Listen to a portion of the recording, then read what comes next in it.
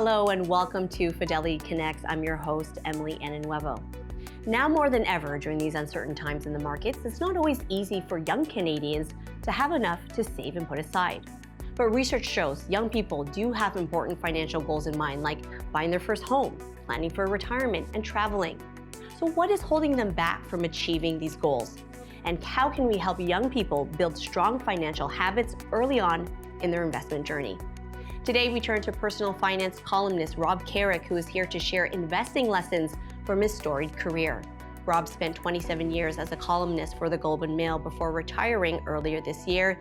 He's seen the markets through many ups and downs and has helped many Canadians along the way. We find out what his top investing lessons are from nearly 3 decades of reporting and why he believes at this moment in time, financial advice could be the best it's ever been. Rob, welcome. Thanks for joining me today. Thanks for having me. Great to see you. Now, I'm going to start off right off the top of the show, Rob, to ask you, I know you're early on in your retirement days, but how is retirement life going? What are you up to these days, and how is it different than your time at the Globe and Mail?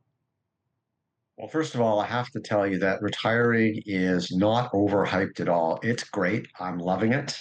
I have more time to do things I like to do. I'm continuing to do a lot of work in the personal finance field. I'm writing, I'm doing speeches, I'm doing some consulting, and I have more time to put thought into what I'm doing. You know what? I was had a high production schedule, and I enjoyed every minute of it. But I'm pulling back a little bit now, building a lot more time and slack time in my schedule to sort of allow me to consider things as well as just writing about them.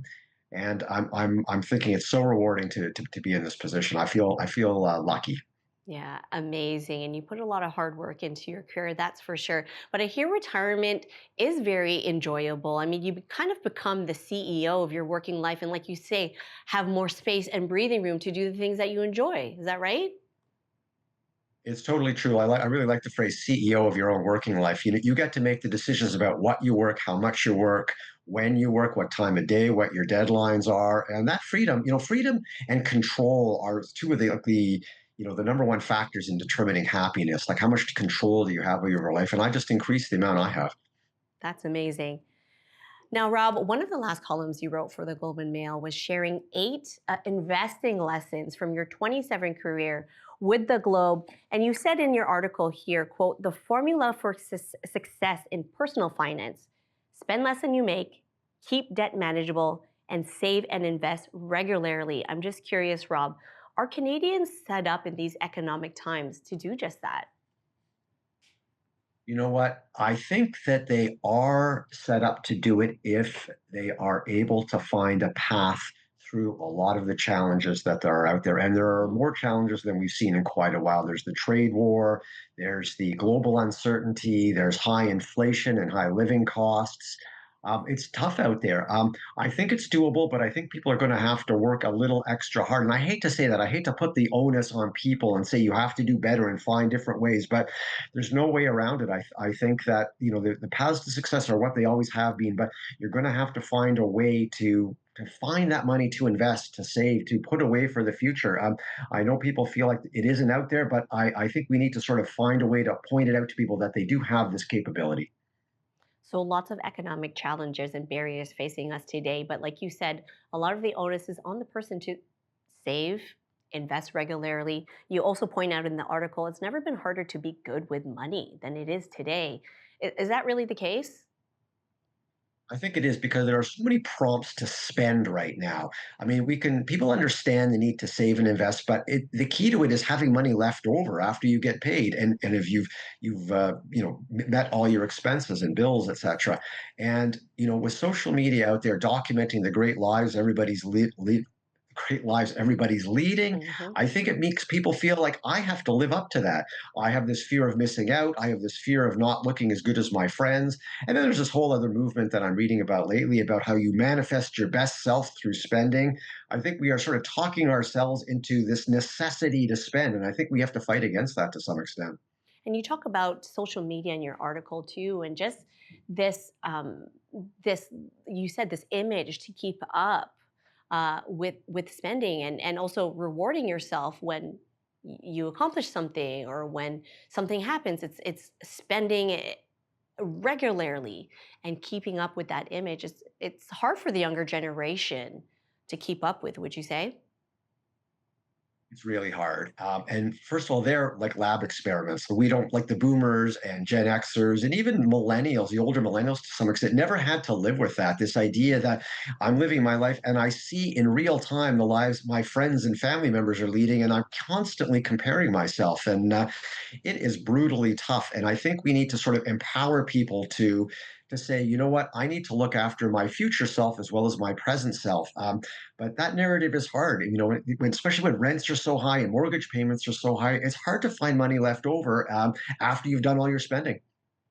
Okay, talking about empowering young people, Rob, the month of November is dedicated to Financial Literacy Month. Every year in Canada, the theme this year is talking money, opening up conversations around money and not making it taboo. You say that we should try to get rid of that whole idea of taboo. Why is that?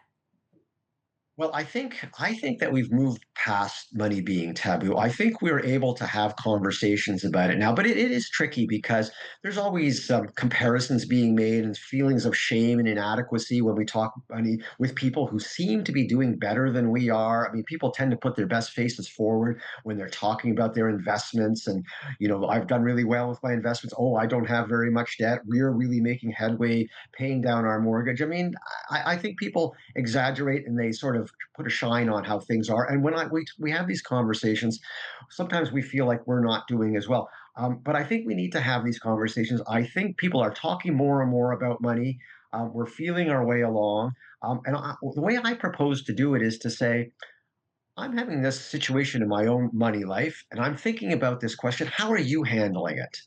Ask questions and generate discussions. I think that's the way to sort of find some common ground and to tap into the expertise that other people have had and the mistakes that they've made, and in a way that we can all learn from it in sort of a cooperative way.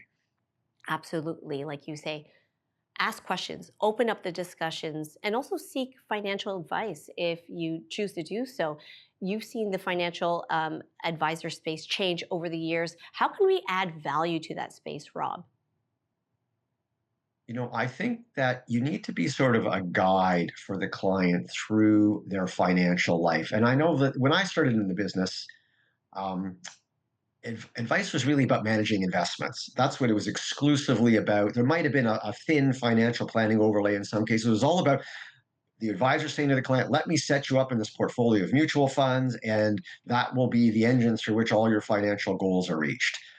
And we have sort of tapped out that model, I think. People are hungry for much broader help. They want to know, can I achieve goals A, B, C, D, E, and F? In the day to day, how am I doing? Like, I have this question about my mortgage. I have this question about my debt level. I have this question about my kids. Will I be able to give them money to buy a house? There are many, many questions. And I think the advisor sort of needs to be there along the journey to understand their client's mindset, their financial realities, and be sort of a coach and a guide as well as a portfolio manager. You also mentioned in one of your columns combating fraud. What does value advice here and now in the future look like, would you say?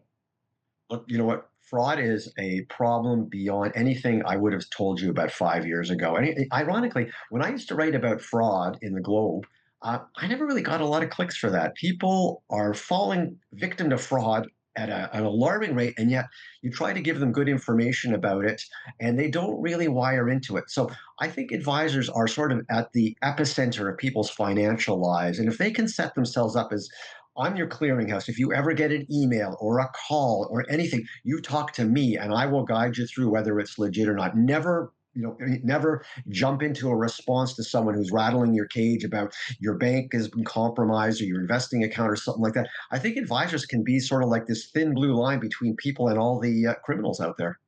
Excellent point. Rob, let's bring it back to Financial Literacy Month because I read recently in a Financial Times Canada article that financial security actually affects the level of happiness of many Canadians, and that misconceptions around financial literacy is one of the biggest factors preventing people from investing. Why do you think that is? You know what? There's a lot of information and misinformation out there in the world today, and they're circulating around and intermingling, and people are having a lot of trouble. And it's not just in investing, it's in politics, it's in like current events, it's in all facets of our life. People are having trouble figuring out what's real and what's not, and they're getting suspicious because they feel they're not on firm ground, and they might be rejecting good information because they're just generally worried about being misinformed. And I think advisors have a chance to be the go-to source of information. You know what? I'm on your side, Mr. and Mrs. Client, and let me help you guide you through the questions you have and the uncertainties you feel, and demonstrate that you're the reliable one. I think people are hungry for that kind of guidance. Yeah, excellent point.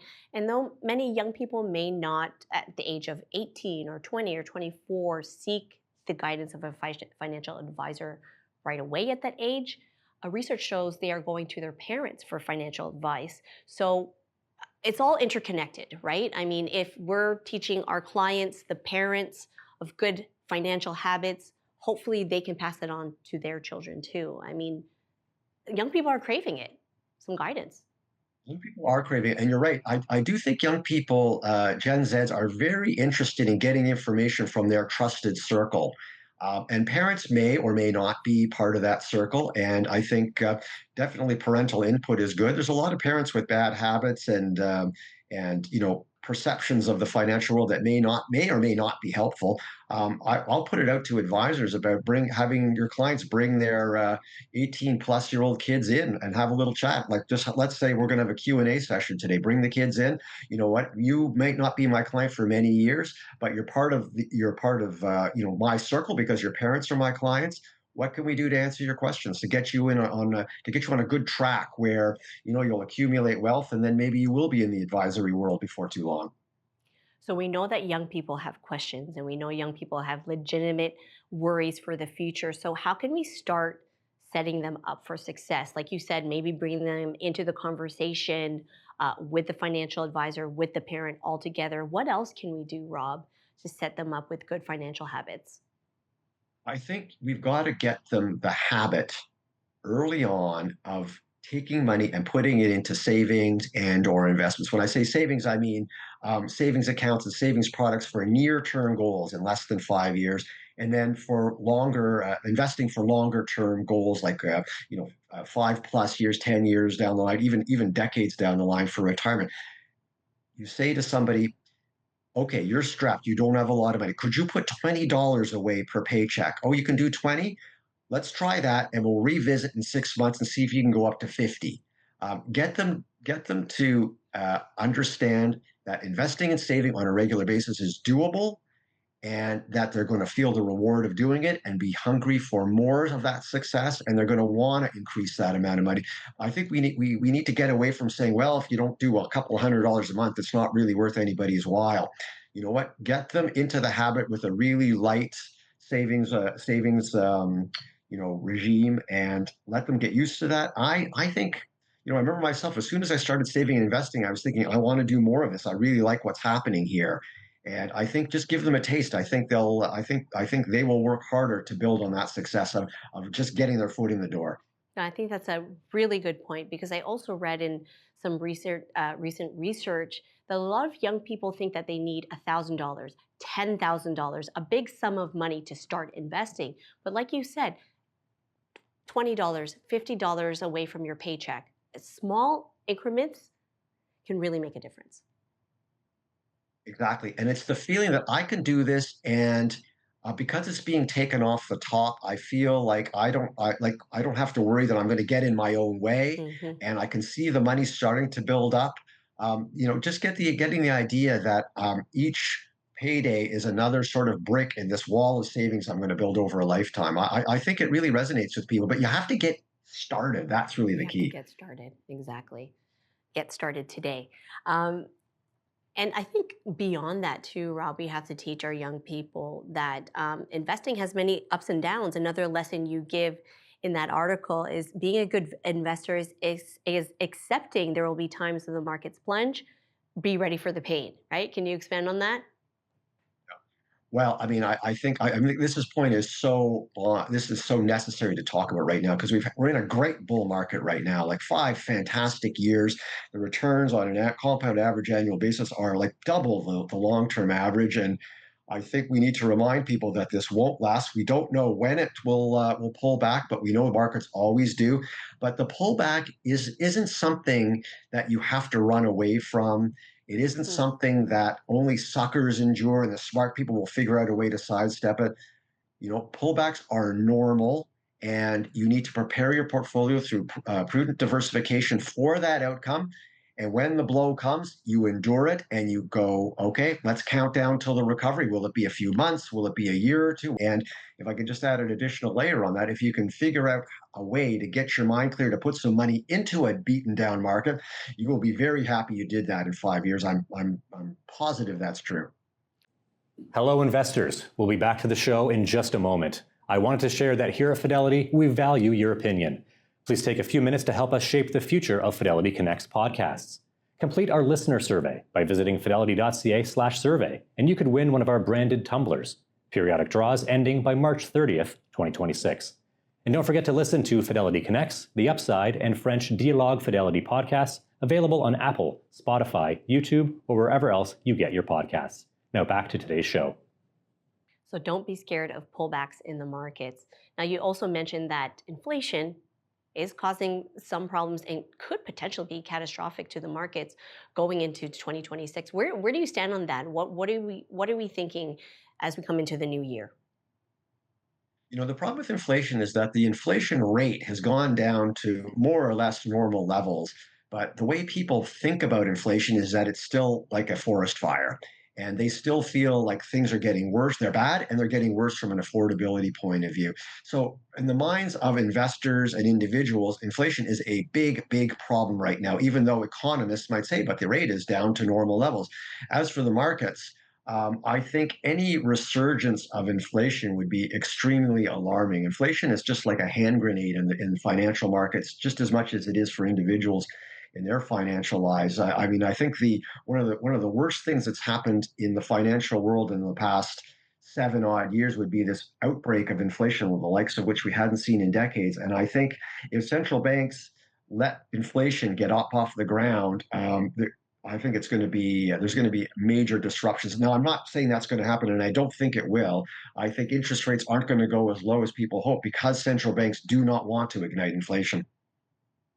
Okay, so we talked about young people, Rob. Let's switch to our aging population. Um, you give a lesson here to some of the seniors out there that we shouldn't be pushing too many apps and technologies their way. I found that interesting. Can you expand on that and why you think we shouldn't be pushing too much of that to our aging Okay, population? first of all, I love apps and I love technology and I use and try almost everything. I've got a million accounts and a million apps on my phone because I am curious and hungry to see what the innovations are. I love that stuff. I love how convenient it is that I can conduct almost all my finances on my phone. But I have seniors in my family and I see how their mobility issues and issues related to aging sort of push them out of that app-based world. Using a small screen phone with their finger becomes difficult if they have issues with their hands. Cognitive abilities may make it a little bit more difficult to figure out what's happening on these apps. And you say, okay, well, why don't you just switch to the phone? Well, just try to get through on the phone to some of the financial institutions out there, and it's an hour wait. It's a multiple hour wait. I feel like there has to be some way that seniors who cannot interact with technology, not because they can't figure it out or handle it, but because their bodies have aged in a way that prevents them from doing that. I think, what is the financial industry offering these people? There's got to be something because it cannot all be technology based for 85s and up, let's say. Yeah, no, that's an interesting point. If there could be alternatives for the senior citizens, I know my parents, for example, 75 years old, still pay their bills at the bank. They want to have human face to face interaction and want nothing to do with paying bills on the app. It's not for them.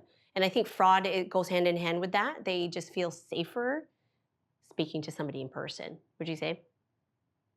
I agree. I mean, I know people like that too. They go into the bank branch, and I think the financial industry is going to have to accept with this aging population that they are going to need a service model where people can talk to people without waiting 3 hours on the phone. I don't know how they're going to do it. It might be a dedicated seniors line or something like that, or a seniors desk in offices and branches and that sort of thing. Mhm. But to expect people who are advanced in age with all kinds of health and body issues to bank like 20-year-olds, it's not going to happen.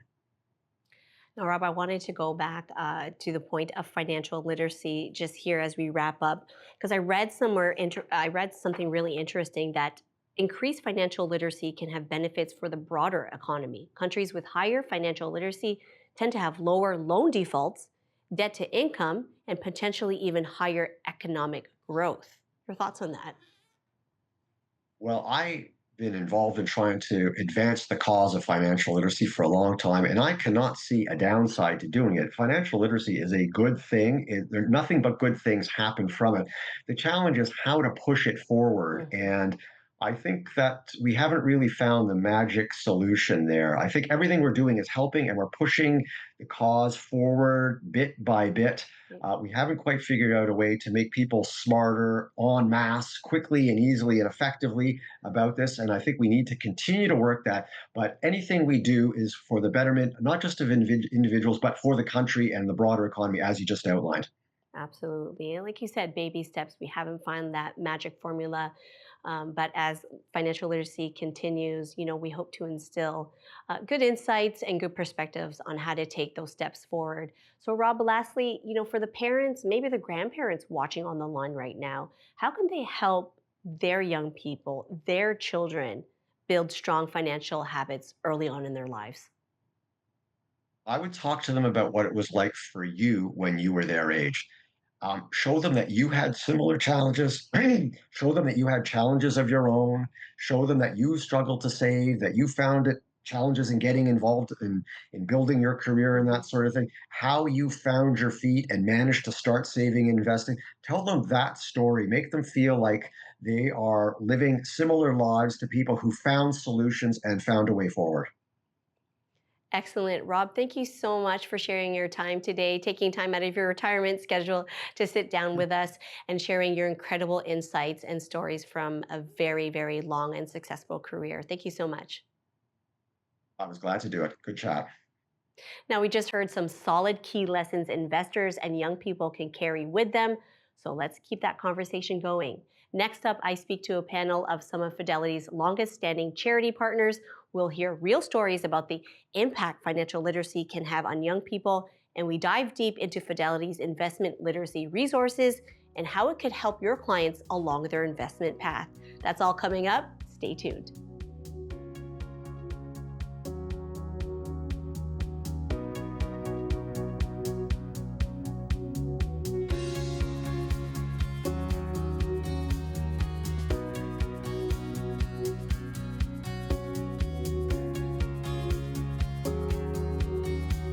Hello, and welcome to a special edition of Fidelity Connects.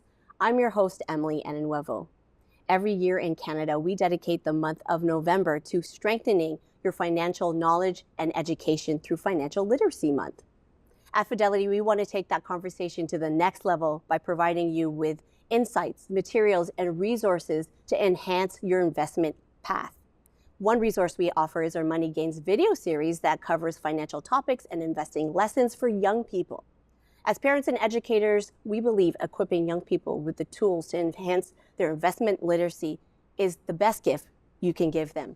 And today we've also invited some of our longest standing charity partners to Fidelity to discuss the importance of investment literacy. So please welcome to the panel, Maddie Hussain, Executive Director of the Eastview Chapter of Boys and Girls Club of Canada, Kim Charteris, President and CEO of Junior Achievement, Liz Mulholland, CEO of Prosper Canada, and Claire Barron, Manager of Learning and Development at Park Street Education. Thank you so much for being here. A warm welcome to you. Thank you. Thank you for having us. Now, we never really get a chance to sit down with our charity partners in person, so I know this is going to be a special discussion, so thank you for being here.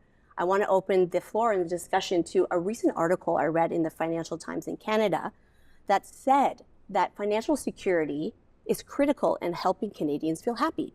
And that financial literacy and misconceptions around financial literacy is largely the biggest factor preventing people from investing. So let's break that down. Claire, I want to go to you first. At Park Street, I know the mission there is to build the confidence in young people, having them feel seen, loved, and heard before you can even start building out their financial knowledge. So why is that important, and how in turn can that help them make better money decisions, would you say? Absolutely. So at Park Street, we provide 3 different streams of education. One is a one-on-one tutoring class. Then we also provide academic classes that vary in different topics. And then we also have peer-to-peer support. And in all of those, we have equal importance in the socio-emotional development of our students. So we know that a lot of our students come to us not feeling their best, feeling devalued in some way. Self-esteem is low. And so we really believe that we have to build them up and help them find that confidence before we can even start teaching them. And that is the same with any financial learning that they're going to be doing. They need to feel good about themselves first before they can learn anything. Absolutely. And we're going to dive into some of those financial programs later. That's amazing. Kim, I'm going to turn to you as president and CEO of Junior Achievement. How does equipping young people with financial confidence and knowledge help them down the road? Well, giving them the confidence that they need is all about making the good decisions later on. Yeah. So as we talk about when they're younger and saving money in a piggy bank versus a bank account versus investing for future needs, it's all about building the building blocks so that they understand where they are and they feel good about making the decisions, the right decisions, the good decisions later on in their lives. So for us, it's the building blocks along the way, from the youngest child, wanting to buy candy at the store, to, the young adult who's trying to plan their life and think, gee, do I have the money put aside for a mortgage down payment? So it is really the life skills that they need along the way that gives them the confidence to make those decisions. Yeah, because it can be quite overwhelming. I mean, many of the individuals that you cater to are young, so they're past the piggy bank stage. They're on the precipice of pursuing their post-education and thinking about buying their first home. It can be a lot to handle. Liz, I'm going to turn to you. I know that at Prosper Canada, your focus is on financial empowerment for low-income adults. So how does empowering them, hopefully, empower them to make better financial decisions, you say? In a number of ways. There's basic financial education, which is a great gateway for people, but often people have financial challenges if they're low income. They may be in a real state of with urgent financial problems. Can't pay the rent. I can't afford to put food on the table for my family. So we try to meet them where they're at, solve the urgent financial problems. And a big part of that is helping to stabilize them by making sure they're getting all the income that's available to them, helping them tax file, make sure they're accessing all the benefits and tax credits. We can pay accountants and tax advisors. Low-income people can't pay professionals for that. So making sure they have the assistance they need. And then as people are stabilized, it's really about helping them to look at their life and say, what are my financial goals? What is it that I'm trying to build for myself, for my family? And how do I get there? And so it might be, I'd like to pay down my debt, or I'd like to build an emergency savings fund, or save for my child's education, or I need to, repair my credit score. It's helping them develop an action plan and then coaching them along the way to help them. Life happens. We all fall off our plans occasionally. Yeah. It's helping people understand we all do that. You just get back in the saddle and keep going. And there's been a lot of evidence that shows when you meet people where they're at, and you work with them in this way, their financial capability builds, their financial confidence builds, and you will see measurable improvements in their financial outcomes. And they can get to the place where once they were in crisis, now they're talking about, okay, how do I invest this extra money that I now have from that tax refund, for the future to achieve my goals? Yeah, absolutely. And what's really neat about Prosper Canada is not necessarily providing those financial programs, but providing those pathways, like you said, to the tax experts, to those grants and scholarships that they can apply to. That's really, really important stuff, for sure. Yeah, and what we're trying to do is create an ecosystem where we can mobilize resources to fund community financial programs, financial education, tax filing, financial counseling, benefit assistance, and also building partnerships so we can build this help into other public services and nonprofit services that are meeting low-income people where they are. All wonderful stuff. I want to turn to Maddie now, put the spotlight on Boys and Girls Club of Canada. Maddie, you've said that getting through to young people and the importance of financial literacy is not simply offering financial classes, but about changing their mindset altogether and making them think future focused. Can you expand on that? Yeah, for sure. So with our organization, we deal with a lot of youth coming from at-risk communities and dealing with a lot of struggle. So in any decision making, we want to give them hope and we want them to be future focused, whether that's financial or whether it's spending wisely early in life, whether it's the ability to invest, or whether it's just picking the right friends, studying hard in school, and really looking for future outcomes as opposed to just current benefits on their decision making. Absolutely. So there's so many great charity organizations out there, so many resources, it seems, but what is preventing young people from really grabbing hold of financial investing concepts, or even, fearing not making enough, not saving enough? Like, what is it that's sort of challenging them, would you say, Liz? It's a difficult financial environment for many people right now, and young people have it particularly hard. So youth unemployment's very high, jobs that they may have counted on in previous years aren't there. Housing costs has gone up. So if they're in school, cost of housing, cost of food, cost of tuition has all gone up. So the deck is a little bit stacked against them, and they may be preoccupied with just how am I going to get the resources I need to stay in school, or even to just, if they're out of school already, to make ends meet. It's hard to be future oriented. As Madi said, it's hard for anybody in that situation because cognitively, our brains, when we're faced with scarcity, we go into survival mode and we think about today and we make decisions with a very short time horizon, and we focus on that necessity. We screen out everything else. So people make decisions that aren't for the long-term benefit. And we all do that. Every single human being on earth is wired that way. So it's really about helping to create container and space, as Boys and Girls Clubs are doing, to give people a bit of breathing room and to help them get into a different mindset. And when you do that, they're going to make different decisions. But for some people, though, it means getting them to that stability, to where they're not concerned with just the basic needs is job one. And only then can you get them to start thinking about what comes next. I also think there's a stigma still around talking about money and talking about what you do with your money and how you use your money. And it goes back to how the family together speaks about money, is transparent with what's happening.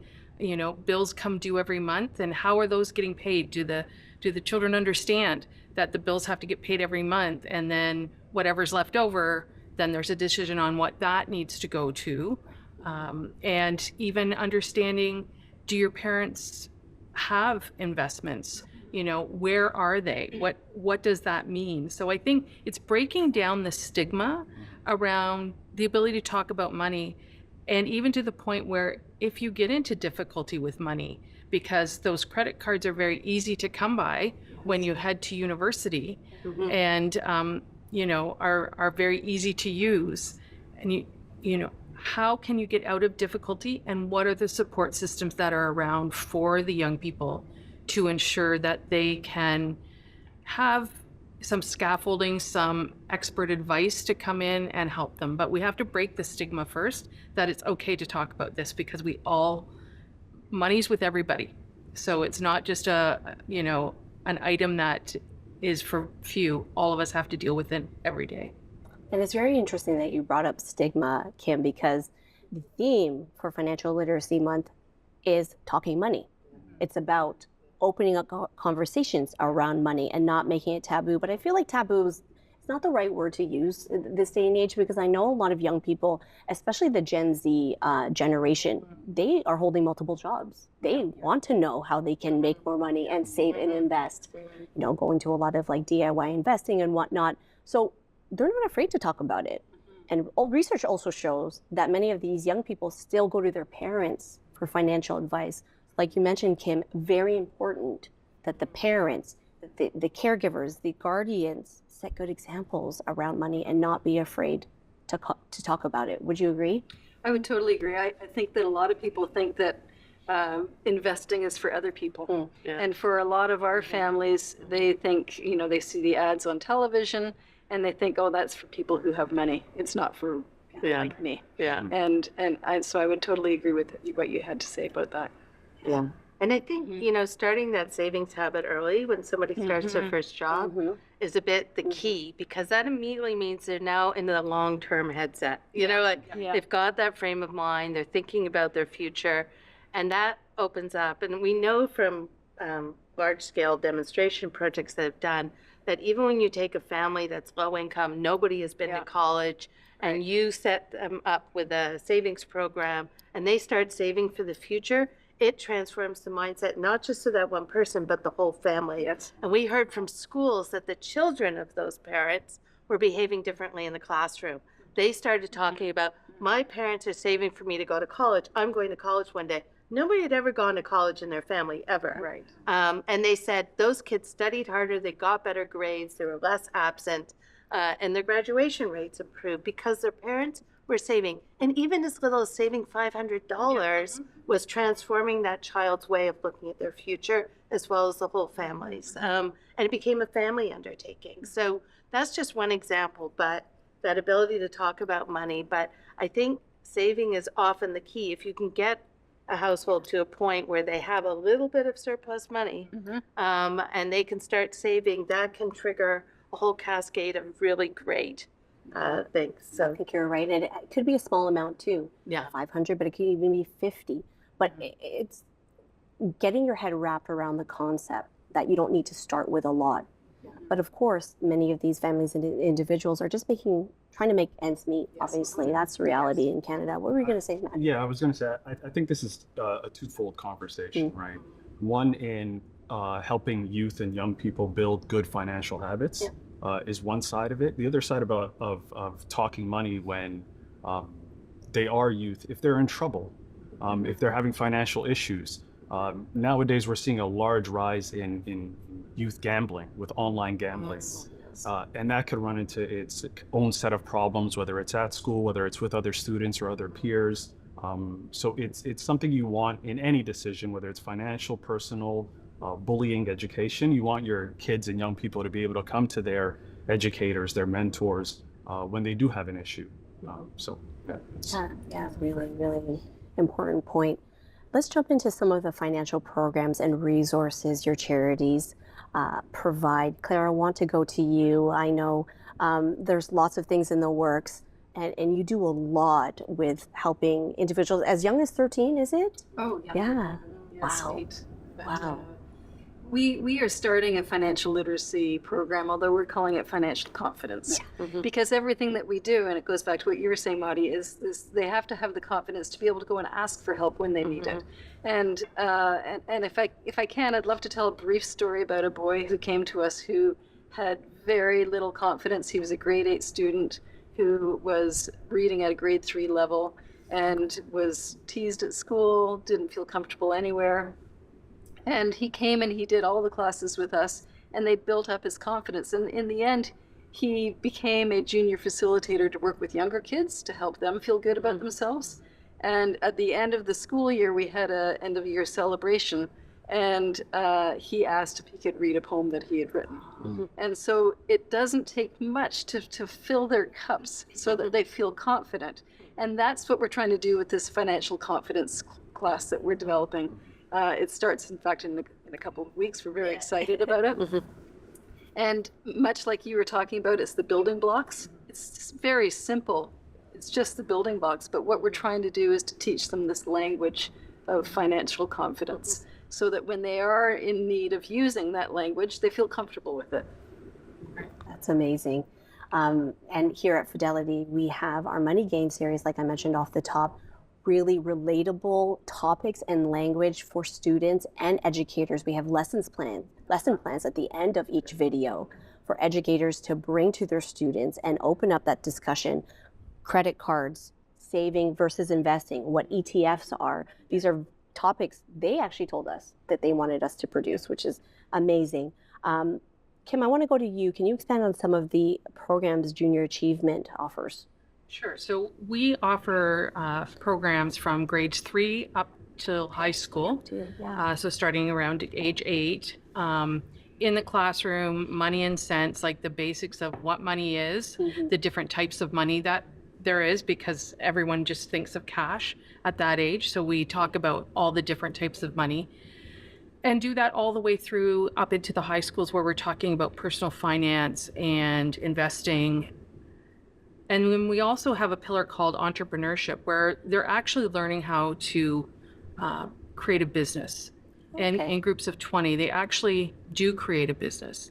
And so we give them the opportunity to see how that works. Oh, that's neat. And everything that you have to do with a business, the bills that you have to pay, the production and the costing, so that if one of those students ever wants to go into business afterwards, they have some of the financial background first to understand that it's just not going to start up and make you a whole lot of money, that there's going to be some pains along the way. And then along that line, we also do work readiness. So that's really about when you get your job, not that you're ready with your suit, but what comes off your paycheck, what's on there, and what should you look for on there? What are the questions you should be asking a potential employer? Do they have an RSP program that you contribute to? Because if it comes off your paycheck, that's an easy deposit that you don't see and you don't have to take it off. So we start to talk about that in terms of work readiness. So that's everything that Junior Achievement tries to do, to just give them I'll use it again, a step up in where they're going. But certainly would love to see more parents involved. Exactly. That's a theme that keeps on coming up. Obviously, getting the parents involved, opening up those conversations, and also getting in touch with a financial advisor and asking the parents about the financial advisor, what their role is, what they do. I love that program with Junior Achievement, with the entrepreneurial spirit. That's fantastic. Maddie, if you want to expand on some of the annual financial workshops Boys and Girls Club goes through, I know there's a fantastic program there. Yeah, so BGC Canada does a great job in supporting and kind of encouraging different clubs to operate how they see fit amongst their communities. So there's a little saying at BGC Canada. It's if you've been to one BGC, you've been to one BGC. We operate very differently across the country. So with our program, we do run a financial literacy workshop for our youth in training program. So these are youth that are have aged out of day camps in the summertime, but they're not yet ready to work. So that's a 14, 15 range. And we'll run a series of workshops, whether it's resume writing, career building, while still going on trips, understanding they're still kids. But for the financial literacy workshop, we look at budgeting, forecasting, investing, taxes, if they're up for it, being an accountant.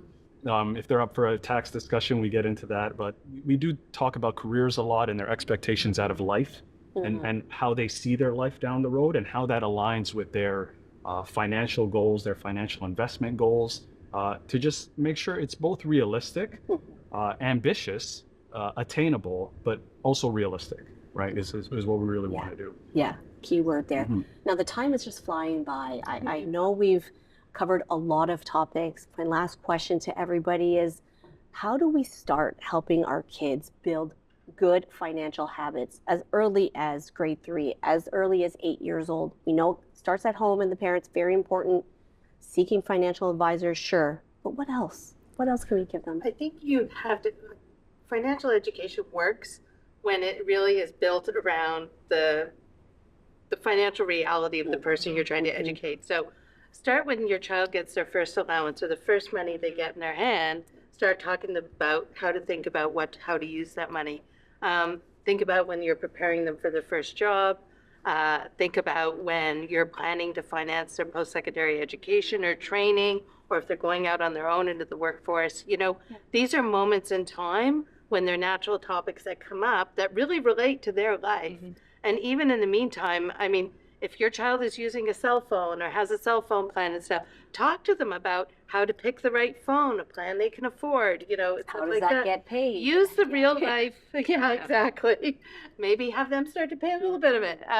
But use these real life opportunities around choices they're making as the opportunity to start to have a money conversation and to use that to show them what it means to manage their money wisely. I think there's goals. You have to set them up with short-term and long-term goals on what they want. And then it's needs and wants. Yes. And really defining what is a need and that we have to have, which is the food on the table, roof over head, and then the nice to have want, the new bike, the vacation, all of those things. It's really setting the boundaries and defining what those are with them so that they have some input into it. Absolutely.